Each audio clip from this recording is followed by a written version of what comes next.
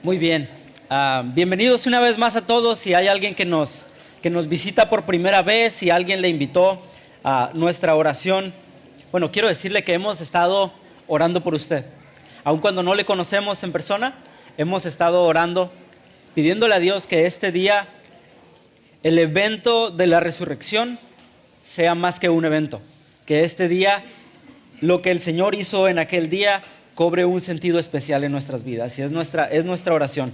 Acompáñeme a leer Juan, en el capítulo 11, y vamos a estar continuando con nuestra serie de mensajes de este mes acerca de Yo Soy, y conociendo a Jesús a través de las palabras que Él dijo de sí mismo. En la Biblia conocemos a Dios por lo que otros dicen, por lo que otros escribieron. Hay 4 evangelios que hablan de Jesús, que nada más se dedicaron a hacer una biografía de Jesús. Pero en el libro de Juan, en el Evangelio de Juan, podemos encontrar 7 declaraciones y 2 más, pero 7 declaraciones principales de Jesús diciendo: yo soy esto, yo soy aquello. Y hoy vamos a estudiar: yo soy la resurrección y la vida. ¿Por qué? Porque este día nos compete aprender y recibir esta enseñanza de parte de Dios de qué es lo que Él dijo acerca de la resurrección y la vida. Juan 11, versículo 1 al 4 dice: entonces estaba enfermo uno llamado Lázaro de Betania, la aldea de María y de su hermana Marta. María, cuyo hermano Lázaro estaba enfermo, fue la que ungió al Señor con perfume y le enjugó los pies con sus cabellos. Enviaron pues las hermanas para decir a Jesús: Señor, he aquí al que amas está enfermo. Y oyéndolo Jesús dijo: esta enfermedad no es para muerte, sino para la gloria de Dios, para que el Hijo de Dios sea glorificado por ella. Oremos. Señor, esta mañana, bueno, ya tarde, queremos disponer nuestro corazón. Y yo te pido, Señor, que cada uno de los que estemos aquí hoy tengamos nuestro corazón preparado para recibir tu palabra, Señor. En el nombre de Jesús. Amén. Vemos en esta historia, el primer punto que vamos a ver esta mañana es la resurrección de Lázaro. Y en esta historia vemos que Jesús tenía amigos. A mí me gusta recordar que Jesús era un ser humano como nosotros. Era 100% Dios, pero era 100% hombre como nosotros. Por lo tanto, tenía sus necesidades naturales, físicas y emocionales también. Y algunas de ellas, involucra tener amigos, ¿verdad? ¿A quién no le gusta tener amigos? ¿Y a quién no le gusta tener amigos que puede ir uno a su casa sin avisar, ¿verdad? ¿Alguien tiene amigos que llegan a su casa sin avisar? Es bonito recibirlos así. No todo el mundo le gusta recibir amigos así, pero es bonito. Y Jesús tenía una familia que él podía llegar en el momento que quisiera. Y estaba esta familia en Betania. Eran 3 hermanos que la Biblia nos habla. Seguramente tenían más familia ahí. Pero estos 3 hermanos eran María, Marta y Lázaro. Y un día mandan las hermanas de Lázaro a avisar a Jesús. Y Jesús realmente amaba a esta familia, porque la manera que mandan el aviso es así: Señor, he aquí el que amas está enfermo. No le dicen, bueno, aquí no dice que le dijeron Lázaro o algo más, sino solamente mandan decir el que amas. Seguramente Jesús sabía de quién le estaban hablando. Y Jesús, cuando responde esto, dice, oyéndolo, dijo esto: esta enfermedad no es para muerte, sino para la gloria de Dios. Pero también vemos que unos días más tarde, Lázaro muere. Entonces, podría estarse Jesús contradiciendo de manera que diga: esta enfermedad no es para muerte, pero Lázaro sí murió. Vamos a Juan 11, versículos 17 al 27. Jesús no dijo solamente: esta enfermedad no es para muerte. Dijo que es para la gloria de Dios. Y lo que iba a hacer a continuación nos iba a revelar una parte de la identidad de Cristo y de su plan eterno para todos nosotros. Dice el versículo 17: vino pues Jesús y halló que hacía ya 4 días que Lázaro estaba en el sepulcro. Betania estaba cerca de Jerusalén, como a 15 estadios. Bueno, no sabemos qué son estadios, ¿verdad? Pero son como 2,5 kilómetros más o menos. Dice: y muchos de los judíos habían venido a Marta y a María para consolarlas por su hermano. Entonces Marta, cuando oyó que Jesús venía, salió a encontrarle, pero María se quedó en casa. Y Marta dijo a Jesús: Señor, si hubieses estado aquí, mi hermano no habría muerto. ¿Por qué Marta tenía esta seguridad de decirle a Jesús, si hubieras estado aquí, mi hermano no habría muerto? Recordemos que eran amigos de Jesús, y como amigos de Jesús seguramente Jesús había pasado bastante tiempo con ellos, pero no solamente eso, sino que había una gran fama en la región acerca de Jesús, porque Él sanaba a los enfermos, Él liberaba a los endemoniados, Él multiplicaba el pan y los peces para alimentar a miles. Entonces era bien sabido, y los amigos de Jesús sabían que Él tenía el poder aún para sanar a cualquiera que estuviese enfermo. Pero Jesús decidió no sanar a Lázaro, sino ir un poco más allá. Si leemos del versículo 5 al 16, que no lo vamos a leer, pero si leemos, vemos que cuando le dicen esto a Jesús, los discípulos de Jesús le dicen, maestro, pues vayamos. Y Jesús les dice, no, dice, o sea, Lázaro nada más duerme. Y luego los discípulos dicen, bueno, si duerme, va a sanar. O sea, si está dormido nada más, va a descansar y se va a poner bien. O a veces nos enfermamos y una buena siesta nos aliviana, ¿verdad? A los hombres cuando nos da gripa, una buena siesta es lo que más nos aliviana. Entonces, pero Jesús les dice, ok, no me están entendiendo. Está muerto, ¿ok? Les dice, está muerto, Lázaro murió, pero de todos modos vamos a ir. Y esto va a servir para que ustedes crean. Eso me encanta porque es para que crean. Jesús también dijo, esta enfermedad es para la gloria de Dios. Entonces ahora que estábamos leyendo el versículo 17 en adelante, Marta dijo a Jesús, Señor, si hubieses estado aquí, mi hermano no habría muerto. Versículo 22, mas también sé ahora que todo lo que pidas a Dios, Dios te lo dará. La fe de Marta seguía ahí. Marta seguía confiando en el Señor, pero la situación era un poco más compleja que eso. Jesús le dijo, versículo 23, tu hermano resucitará. Y aquí se empieza a poner bueno, porque vamos a leer de una vez el 24. Marta le dijo, yo sé que resucitará en la resurrección en el día postrero. Había un conocimiento y un entendimiento en este tiempo, en la cultura hebrea, en toda la comunidad, sobre la resurrección de los muertos. No era algo oculto y no era algo que Jesús vino a hablar por primera vez. Era algo que ya se venía hablando, porque en el Antiguo Testamento, en los profetas y en toda la ley, podemos encontrar rasgos de esto.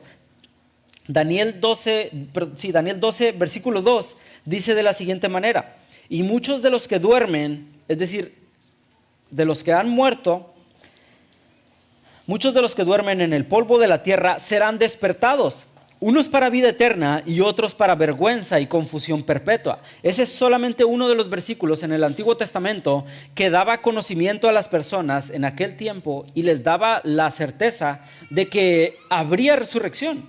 Pero Jesús le contesta de la siguiente manera.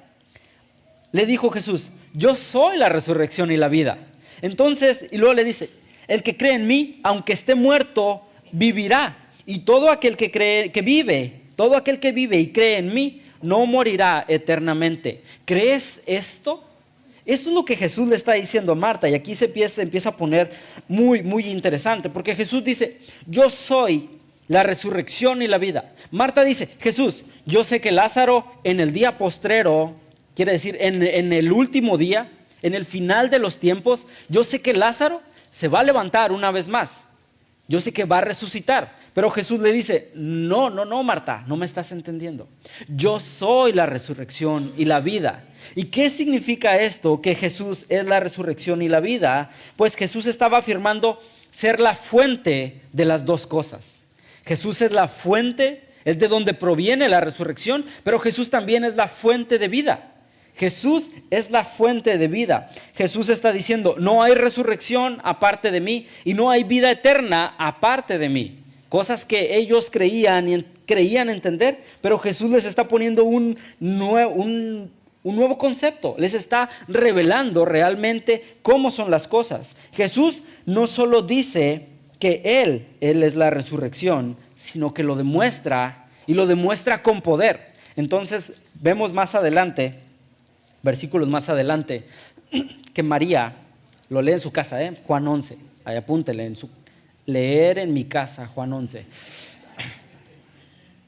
Cuando Jesús termina de hablar con Marta y Jesús llega hasta la casa, sale María de la casa, María la hermana de Jesús. Marta, por lo que pudiéramos intuir un poquito si vemos cómo es su carácter y su persona, era alguien un poco más racional y más, más al grano, pues. Iba más al punto, más asertiva, y por eso ella no espera que Jesús llegue hasta su casa, ella sale, y no en una manera, no en un tono de queja o de quejarse con Jesús cuando le dice, si hubieras estado aquí mi hermano no hubiera muerto, sino buscando el consuelo. Pero cuando llega Jesús a la casa, Marta sale y entonces tiene un momento tan bonito con Jesús, porque Jesús se limita, María, se limita a buscar consuelo en Jesús y Jesús se limita a consolar a María. Y cuando están ahí, Jesús ve a María cómo está llorando y cómo es el dolor que ella sufre por su ser querido, por su ser amado, y se da esta parte en la Biblia que es el versículo más corto que encontramos. Jesús lloró. Jesús lloró. Les decía hace un momento, Jesús era tan humano como nosotros y experimentaba esas emociones al igual que nosotros. Y el dolor de haber perdido a un amigo y ver a sus amigos sufriendo también lo conmovió y lo llevó a también llorar. Y entonces cuando está conmovido, pregunta, ¿dónde pusieron a Lázaro? Y entonces Marta, que es más racional, le dice, Jesús, ya pasaron 4 días, ya hiede. Ya está en descomposición. Jesús, ya no. Y en aquel tiempo las tumbas no eran como son hoy en día, que cavan un pozo y luego los meten en un cajón y los entierran. No, en aquel tiempo eran cuevas que se cavaban en tal vez en piedras o en los cerros, y ahí se metían y normalmente se tapaban con una piedra, porque el mismo sepulcro servía para muchas personas, tal vez para familias enteras. Entonces Jesús, estando ahí, ve que está tapado y dice, remuevan la piedra, quiten la piedra. Y vienen y mueven la piedra, y Jesús solamente dice dice 3 palabras. Jesús no solo dice que Él es la resurrección, sino que lo demuestra, y lo demuestra de esta manera. Lázaro, sal afuera. ¿Y qué es lo que ocurre? Es la primera vez en la historia que se puede certificar una momia, hermanos. Porque sale Lázaro, se levanta del sepulcro, envuelto todavía en los vendajes con los cuales se cubría el cuerpo. Y luego, léalo en su casa, léalo. Juan 11, léalo en su casa. Jesús no solo dice que Él es la resurrección, sino que lo demuestra de esta manera. Demuestra que Él tiene el poder sobre la vida, pero también tiene el poder sobre la muerte. Y después con su propia vida lo iba a comprobar de una manera aún más clara. Jesús también les dijo, versículo 26, y todo aquel que vive y cree en mí, no morirá eternamente. ¿Crees esto? Le dijo a Marta, ¿crees esto? Yo soy la resurrección y la vida. El que cree en mí, aunque esté muerto, vivirá. El que cree en mí, aunque muera, vivirá. Y el que cree en mí no morirá eternamente. Ahorita vamos a ver un poquito más acerca de esto.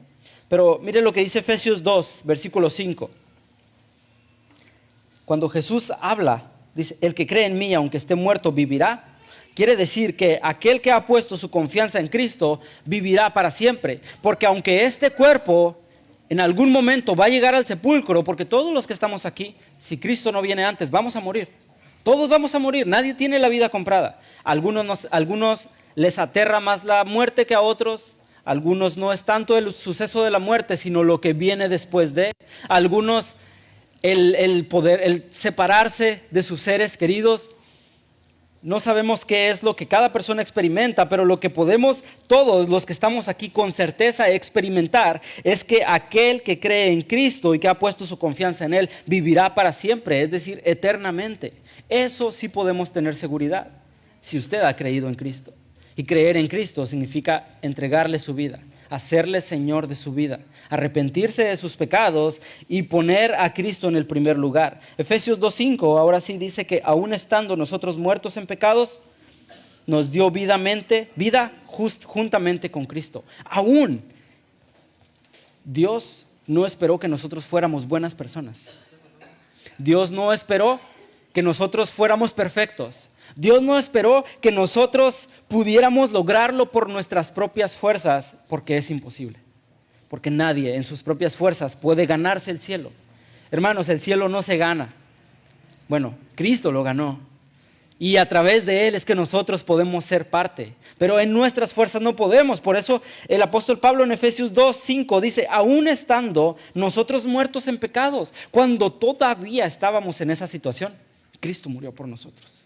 Cristo murió por nosotros. Esa es una prueba del amor de Dios. Entonces, ¿qué es la resurrección y la vida? Puede aplicar que si hoy alguno de los que estamos aquí reconoce o entiende que está muerto en pecado. ¿Y cómo podemos reconocer que estamos muertos en pecado?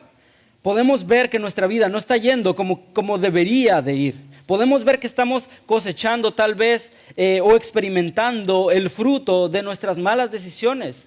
Y ojo, no quiere decir que estando en Cristo no vamos a pasar ninguna dificultad o ninguna tribulación, pero estar muerto en nuestros pecados es estar alejándonos cada vez más de Dios y no acercándonos cada vez más a Dios. Entonces, si usted experimenta esta tarde que se está alejando cada vez más de Dios y no hay una seguridad en su corazón, que solamente el Espíritu Santo la puede dar, si no hay esa seguridad en su corazón, tal vez hoy usted necesita arrepentirse y recibir al Señor en su vida, para que entonces pueda tener certeza de la vida eterna. Jesús dijo, el que vive y cree en mí no morirá eternamente. Y ahorita vamos a ver qué significa esto, porque la resurrección en ocasiones, al igual que la Navidad, lo dejamos como un evento anual, nada más como, ya viene Navidad, vamos a celebrar, viene resurrección, Semana Santa, vacaciones, mariscos, ¿verdad? Pescadito, pero es más que eso. La Semana Santa es mucho más que eso, y el domingo que hoy celebramos, domingo de resurrección o domingo de gloria, como también se le menciona, no es un evento, es una persona, y no es un día, es toda la vida. Toda la vida tiene una repercusión en nosotros, y eso nos lleva a nuestro segundo punto, que es la resurrección de Cristo. Y si hoy celebramos la resurrección de Cristo, qué mejor que hacerlo con entendimiento de qué significa que Cristo resucitó y cómo eso aplica y cómo afecta nuestras vidas. Marcos 14, 32 al 35. Antes de leer eso, previo a la muerte de Jesús, hubo una serie de eventos y sucesos que se dieron y que se dieron de esa manera para que se cumpliera la Escritura, la profecía que ya estaba hablada acerca de Cristo, porque la Biblia dice que Jesús iba a venir y vino, ¿verdad? La Biblia dice que el Mesías, Jesús, iba a morir y murió, ¿verdad?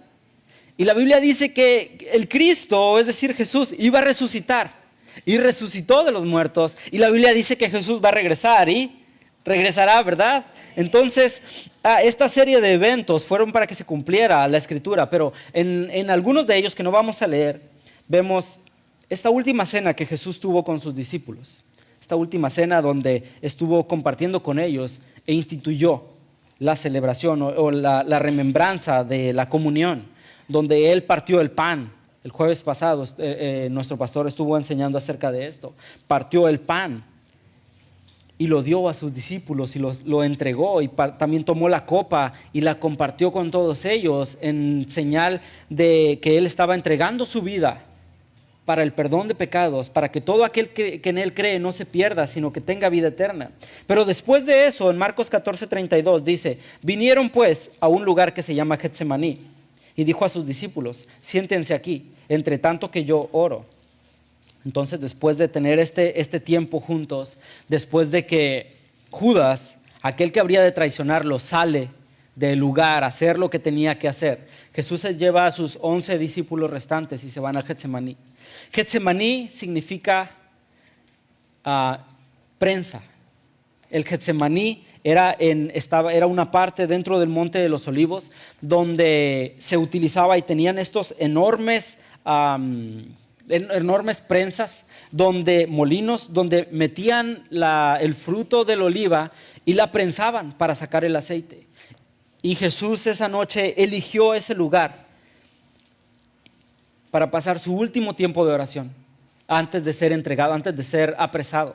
Dice el versículo 33, y tomó consigo a Pedro, a Jacobo y a Juan, y comenzó a entristecerse y a angustiarse.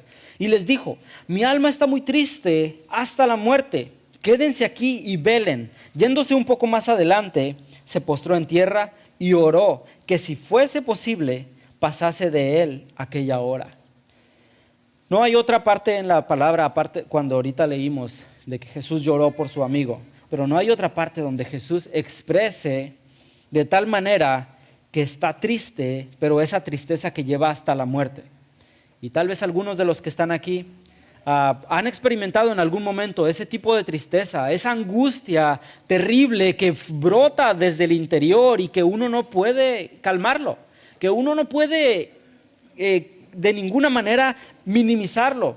Pues Jesús en su humanidad estaba experimentando esta angustia. Había tristeza, había dolor, había una angustia y una pena terrible. Pero si vemos a más detalle en la Biblia, la pena que invadía a Jesús no era por el dolor de los clavos que iba a recibir, no era por el dolor de los azotes, no era por la corona que le iban a poner, no era porque sus discípulos lo iban a abandonar, no era porque Pedro lo iba a negar, cosas que sucedieron. Vamos a ver por qué era esta agonía. Lucas 22:44 dice, y estando en agonía, oraba más intensamente. No era una tristeza normal, no era un dolor casual u ocasional, dice que estaba en agonía. Esto iba mucho más allá de lo que una persona en su naturaleza puede soportar. Dice, de tal manera que su sudor eran como grandes gotas de sangre que caían hasta la tierra. Y hay una sintomatología médica que obviamente yo no les puedo explicar, porque no soy médico, pero el cuerpo humano cuando llega a tal grado de estrés y de sufrimiento, provoca que los vasos capilares, lo leí, yo no entiendo qué son vasos capilares, pero que la parte del cuerpo por donde brota nuestro sudor comience a brotar sangre, una mezcla entre sangre y sudor, a causa del estrés y de todo lo que el cuerpo está experimentando. Y eso es lo que estaba experimentando Jesús. Pero ¿qué es lo que llevaba a Jesús a esta angustia? Versículo 36 de Marcos 14 decía, Abba, Padre. Abba es esta manera en que en el lenguaje hebreo se expresan de la manera más cariñosa y cercana a un padre. Es como tal vez en nuestro contexto decir papi o papito. Y Jesús está acercándose de esa manera. Yo no sé si usted tiene hijos pequeños, o aquellos que tienen hijos recuerdan cuando tienen hijos pequeños que están en algún tipo de, que están medio enfermitos o que están así, que nada más quieren estar cerca de mamá o de papá y se quejan y lo único que quieren y necesitan es estar ahí. Jesús estaba experimentando eso en ese momento, estar cerca de su Padre. Por eso dice, Abba, Padre, todas las cosas son posibles para ti. Todo es posible. Jesús decía, todo es posible para ti, papá. Aparta de mí esta copa, mas no lo que yo quiero, sino lo que tú. Jesús en su humanidad en ese momento estaba diciendo, papá, no quiero pasar por esto. Papá, no soporto pasar por esto. Pero ¿qué es aquello? Jesús lo dice y lo revela en este mismo versículo. Dice, aparta de mí esta copa. Y esa es la palabra clave. Eso es lo que nos va a dar entendimiento. ¿Qué es la copa? No era un vaso para tomar agua. La copa en el Antiguo Testamento es una metáfora de la ira de Dios sobre el pecado. La copa de la ira de Dios. En Isaías 51:22 habla de la copa como el cáliz, es decir, una copa, el cáliz de su furor. De furor nos habla de un Dios furioso, airado con el pecado, no con la humanidad, con el pecado. Jeremías 25:15 nos habla de la copa del vino de su furor también. Luego nos habla Salmo 75 que hay un cáliz, es decir, una copa en la mano del Señor de la cual han de beber todos los pecadores de la tierra.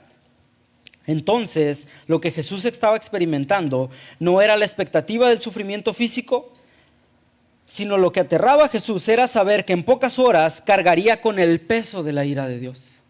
Eso era lo que realmente aterraba a Jesús, el peso de la ira de Dios sin misericordia. ¿Por qué? Porque era la única manera que Dios pudiera aceptar el sacrificio.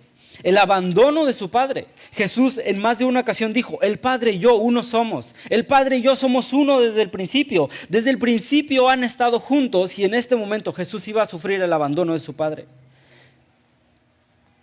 Por un periodo de tiempo nada más, pero iba a sufrir el abandono de su Padre. En ese momento, unas horas más tarde, cada crimen, cada blasfemia, cada desobediencia, cada motivación, cada pensamiento pecaminoso de lo que había ocurrido desde el principio hasta el tiempo de Jesús, y no solamente de ahí, sino de lo que habría ocurrir de Jesús hasta nuestros tiempos y hasta que Él venga, todo el peso del pecado iba a caer sobre Él.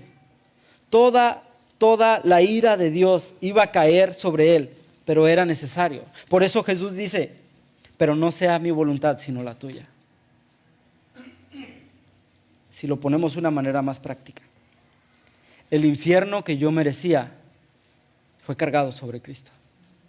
El infierno que usted merecía, porque todos merecemos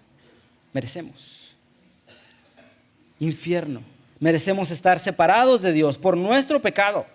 ¿Qué es pecado? Es ir en contra de la voluntad de Dios. Y por naturaleza somos así, nacimos en pecado. Dice la Biblia en Romanos que por uno vino la desobediencia y la muerte por Adán, pero por uno viene la resurrección y la vida, que es Cristo.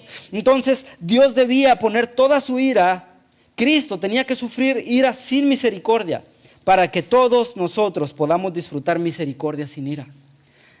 El Señor tenía que vaciar su ira, no porque Dios sea un Dios malo, al contrario, porque la justicia de Dios debía ser satisfecha para que usted y yo podamos disfrutar la misericordia sin la ira de Dios. Ahora, para todos aquellos que hemos puesto nuestra confianza en Cristo, está reservada misericordia.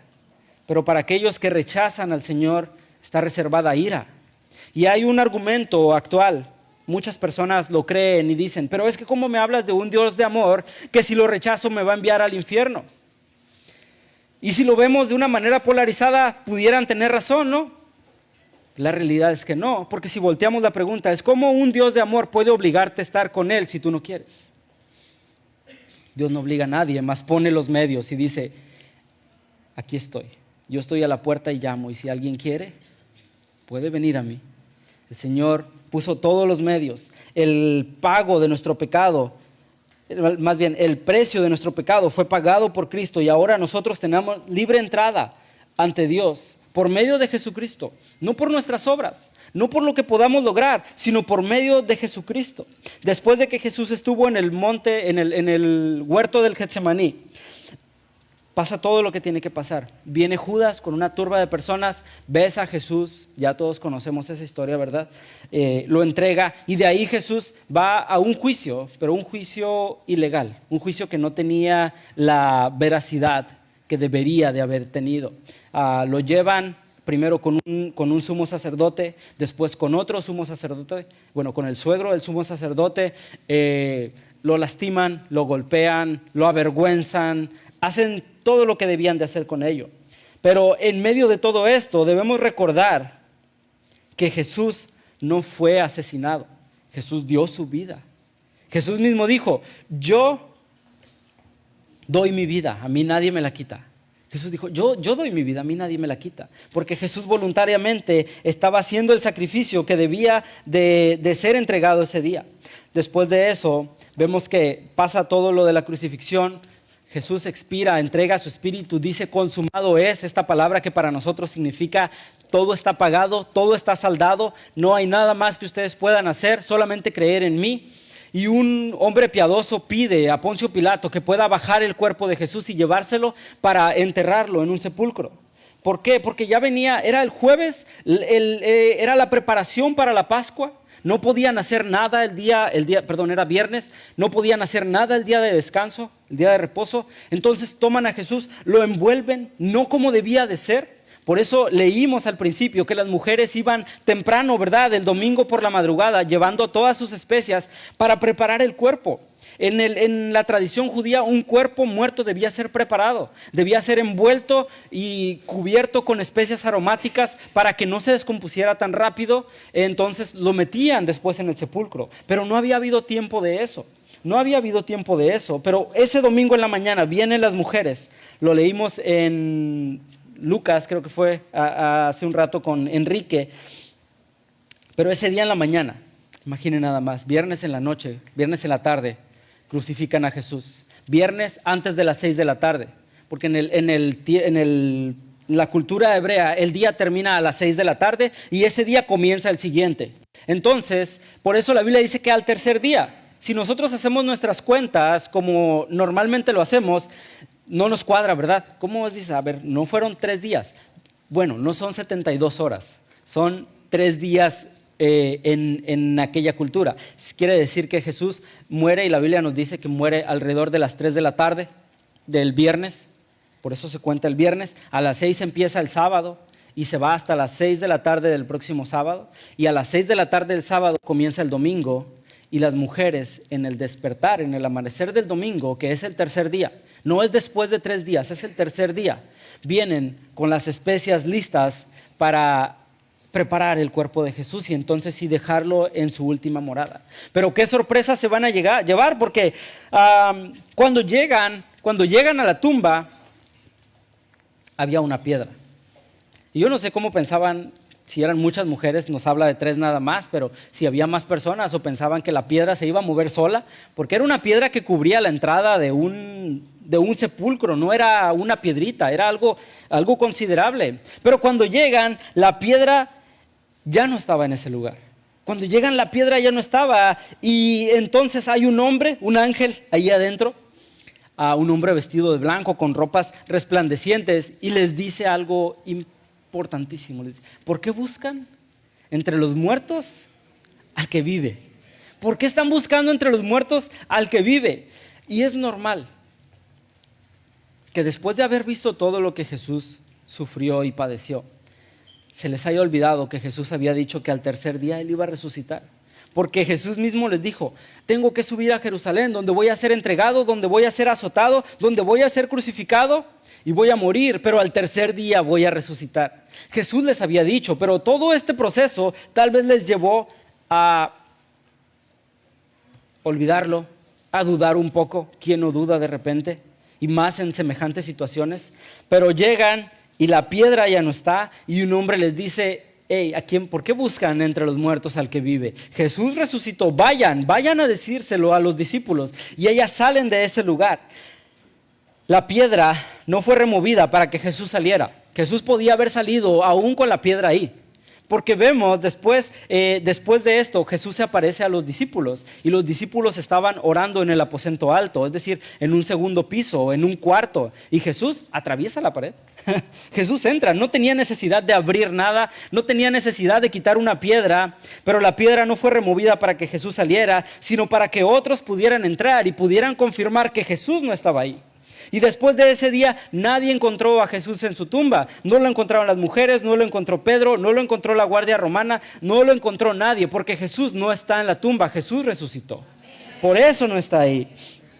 La resurrección nos demuestra que el sacrificio fue aceptado. Esto es importantísimo, porque en el Antiguo Testamento, en toda la ley, vemos que para que nosotros pudiéramos acercarnos a Dios debía haber sacrificio. No podíamos, el ser humano no podía acercarse a Dios sin un sacrificio. Y había todo un sistema de sacrificios donde se presentaban corderos, carneros y demás animales. Y eran diferentes tipos de sacrificio, pero había uno importantísimo que se hacía en la Pascua judía. Y se tenía que presentar un cordero sin mancha, perfecto, sin ningún tipo de defecto. Y ¿por qué era de esa manera? Para que ese cordero fuera aceptado como un sacrificio para el perdón de pecados. Pues en esta Pascua, en este día, cuando Jesús muere, se presenta el último de los corderos. Después de él no iba a haber necesidad de ningún otro cordero. ¿Y cómo sabemos esto? ¿Cómo sabemos que no hay más necesidad de sacrificio? No hay más necesidad de derramar sangre, porque el Señor levantó de entre los muertos a Jesús. Y eso nos demuestra que el sacrificio fue aceptado una vez y para siempre, nunca más. Hebreos 10, versículo 12 dice: pero Cristo, habiendo ofrecido una vez para siempre un solo sacrificio por los pecados, se ha sentado a la diestra de Dios. Habiendo ofrecido una vez para siempre un solo sacrificio por los pecados, se ha sentado a la diestra de Dios. Cristo, hermanos y amigos, Cristo presentó su cuerpo, presentó su vida en sacrificio por nuestros pecados, por mis pecados, por sus pecados también. ¿Qué nos queda a nosotros? ¿Qué nos queda después de leer todo esto y de ver todo esto? ¿Qué nos queda? Nos queda reflexionar en nuestro caminar y decir: Señor, necesito tu perdón. Necesito entregar mi vida para tener certeza de la vida eterna, que es nuestro punto número 3, la vida eterna. Porque Jesús dijo: yo soy la resurrección y la vida también. La resurrección, ya vimos qué significaba y qué es, qué significa, qué trascendencia tiene que Jesús ha resucitado. Pero vemos ahora la vida eterna y vemos entonces que la resurrección de Cristo en nosotros repercute de tres maneras. Y la primera de ellas, tal vez hay algunas personas esta tarde que van a identificarse en esto. La resurrección de Cristo nos da perdón y justificación. Dice Romanos 4:25, el cual fue entregado por nuestras transgresiones y resucitado para nuestra justificación. Fíjese nada más, entregado por nuestras transgresiones, todas ellas. Tal vez alguien de aquí pudiera decir: es que yo no tengo pecado. Mire, antes de decirlo, piense un poquito más y nos vamos a dar cuenta que todos tenemos pecado. Todos tenemos pecado. Y no de que en este momento estemos pecado, pero en algún momento hemos cometido pecado.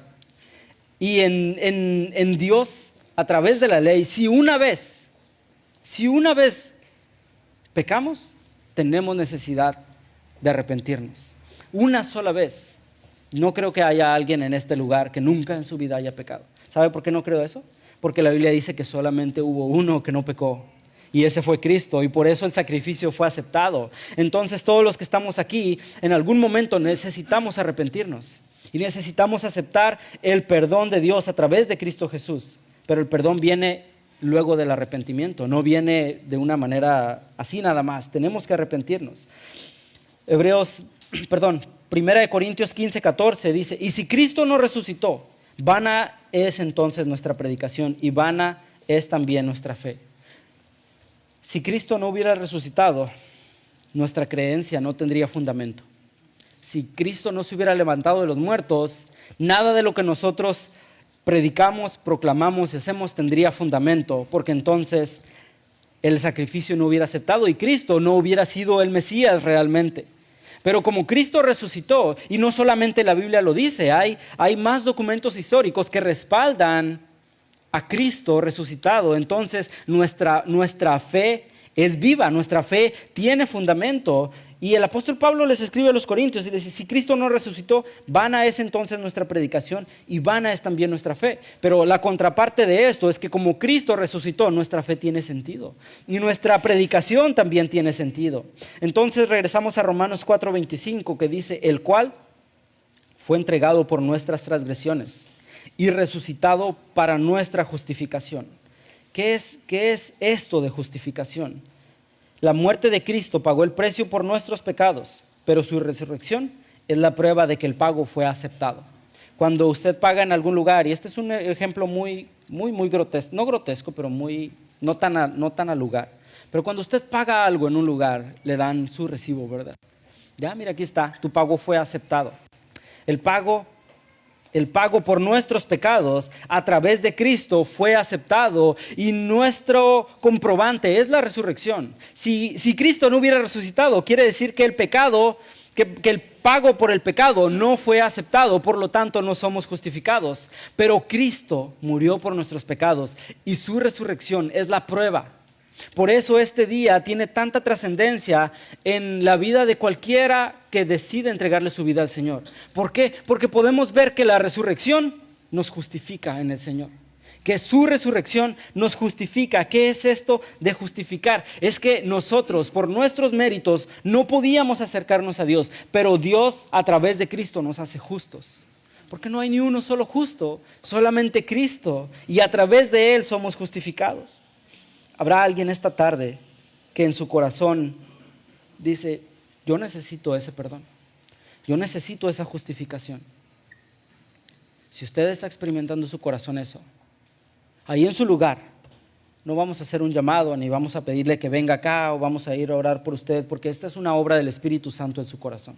Pero sí es importante que usted haga una declaración de fe. Pero en este momento, si el Señor está hablando a su corazón, porque el Espíritu de Dios está aquí, la presencia de Dios está aquí. Hemos orado por usted, le decía hace un momento, aún sin conocerle, aún sin saber quiénes iban a venir, pero el Señor ya sabía y tenía un plan y un propósito del por qué usted está aquí esta tarde.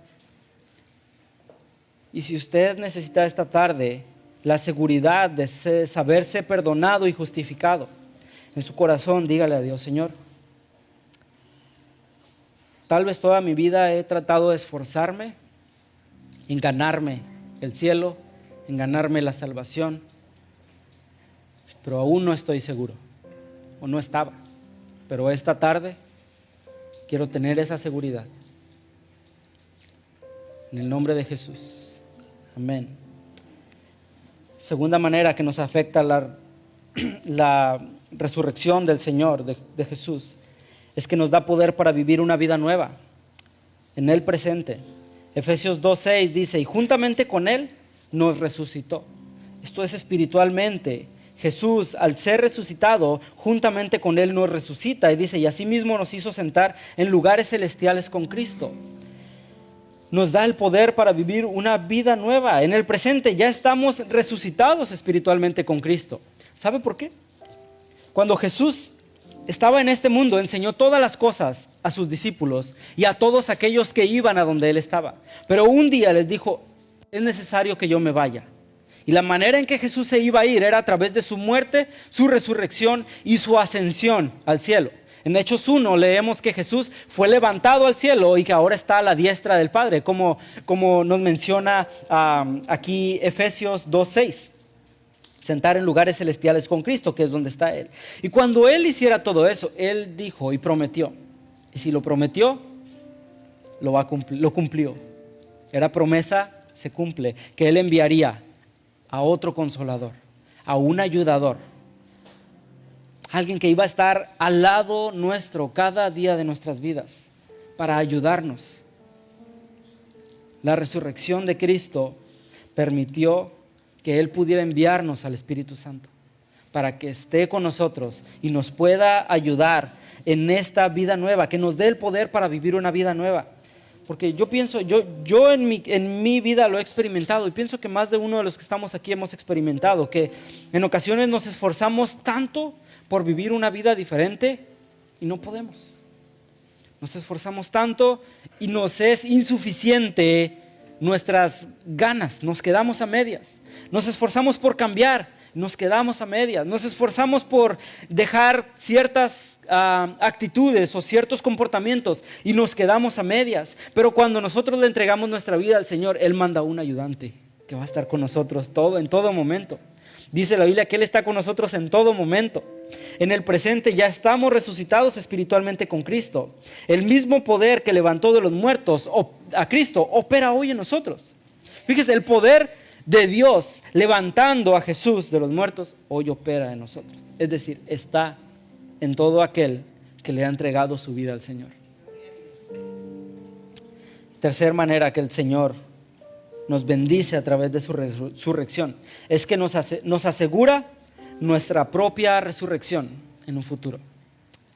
Es tan trascendente este día y debemos recordarlo con tanta importancia, porque llegará un día que así como Cristo resucitó, nosotros literalmente seremos resucitados. No es una fábula y no es una creencia vacía. Había en la iglesia de Corinto algunos que decían: no, la resurrección no va a ser real, es algo figurado nada más. No, ustedes vivan su vida aquí porque después de aquí no va a haber nada. Pero el apóstol Pablo toma todo un capítulo, el capítulo 15. Le hablo en su casa porque aquí no nos va a alcanzar el tiempo. Todo el capítulo 15 para hablar de la resurrección. Pero lo que sí vamos a leer es en el versículo 51. 1 Corintios 15, 51. Dice: he aquí, os digo un misterio. No todos dormiremos, es decir, no todos vamos a morir, pero todos seremos transformados. En un momento, en un abrir y cerrar de ojos, a la final trompeta, porque se tocará la trompeta, y los muertos serán resucitados incorruptibles, y nosotros seremos transformados. Y tal vez esto sea nuevo para algunos de los que están escuchando, tal vez lo escuche por primera vez. Va a haber un día que dice la Biblia que se tocará trompeta. Bueno, tendríamos que estudiar Apocalipsis, que también está buenísimo. Pero va a haber un día donde se tocarán trompetas en el cielo. Y hay una última trompeta, la séptima trompeta. Y esa trompeta anuncia el regreso de Jesús. Entonces, si un día usted escucha trompetas, a menos que viva al lado de una secundaria y haya cornetas, pero que vengan del cielo, cuéntelas. Porque en la séptima va a venir Cristo por su iglesia. Ese día dice la Biblia que no todos dormiremos, es decir, no todos vamos a morir. Todos los que estamos aquí tenemos sentencia de muerte, se nos va a acabar. Este cuerpo, por más sano o enfermo que esté, se va a acabar. Y va a terminar, si Cristo no viene antes, va a terminar en un panteón. Y en unos cuantos meses o años, no sé cómo es el proceso de descomposición, se va a hacer polvo una vez más. Todo esto se va a acabar. Pero va a llegar un día, dice, en un momento, en un abrir y cerrar de ojos, a la final trompeta, porque se tocará trompeta, y los muertos serán resucitados incorruptibles. Imagínense ese día, porque esta es la manera en que va a ocurrir. ¿Y por qué tenemos certeza de que esta es la manera en que va a ocurrir? Porque la Biblia lo dice. Porque si el Señor ha cumplido cada una de sus profecías, no hay un motivo para que debamos dudar de esta. Entonces, lo primero que va a ocurrir es que vamos a ver al Señor venir, porque Jesús va a regresar y va a ser visible para todos. Y le digo, tal vez algunos de los que estamos aquí estamos escuchando esto por primera vez y puede chocar un poquito, ¿no?, con todo lo que podemos traer en nuestra mente de antes. Pero la Biblia lo dice de esa manera. Y cuando Cristo aparezca en las nubes, los muertos resucitarán primero. Pero dice que van a resucitar del polvo con un cuerpo incorruptible. No más enfermedad, no más pecado, no más dolor, no más angustia. Completamente diferentes. Glorificados es la palabra que usa la Biblia. Y después de esto, aquellos que hayan quedado, que todavía estén en ese momento cuando Cristo venga, serán levantados y serán transformados. Este cuerpo tal cual lo conocemos va a ser transformado. Cuando estemos en la eternidad con el Señor, este cuerpo ni sabemos cómo va a ser, pero va a ser transformado. Dice la Biblia que va a ser glorificado, va a ser incorruptible. Versículo 53, porque es necesario que esto corruptible se vista de incorrupción. Esta carne que tenemos, este cascarón, es pecaminoso y es necesario que sea transformado en aquel día. Dice, y esto mortal se vista de inmortalidad. Y cuando esto corruptible se haya vestido de incorrupción y esto mortal se haya vestido de inmortalidad, entonces se cumplirá la palabra escrita que dice, sorbida es la muerte en victoria. ¿Dónde está, oh muerte, tu aguijón? ¿Dónde, oh sepulcro, tu victoria? Yo no sé si Jesús cuando se levantó de la muerte dice, ¿dónde está, muerte, tu victoria? Yo quiero pensar eso, porque Jesús se levantó de la muerte. Nadie más, además de los que Jesús resucitó, pero que volvieron a morir, porque Lázaro resucitó unos cuantos años, no sabemos cuánto, pero volvió a morir y todavía está esperando la resurrección de los muertos. Pero Jesús Él sí puede decir, ¿dónde está, muerte, tu victoria? Porque la muerte, para aquellos que hemos entregado nuestra vida al Señor, no tiene más poder. Porque por un tiempo vamos a estar tal vez en el polvo, pero un día seremos levantados juntamente con el Señor una vez más. Y a mí, yo quiero creer, si usted no, si no lo quiere creer conmigo, no lo crea, específicamente esto que le voy a decir. Yo quiero creer que un día, tal vez voy a ver una vez más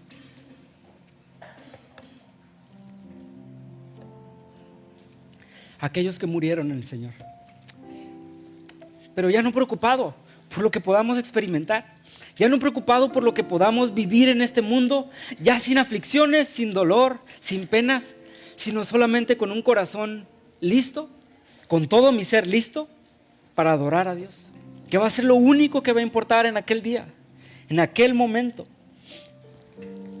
Versículo 56, ya que el aguijón de la muerte es el pecado y el poder del pecado la ley. El pecado no tendrá más poder sobre nosotros. ¿Gracias a qué? Gracias a que Cristo resucitó. Pero solamente por la resurrección de Jesús.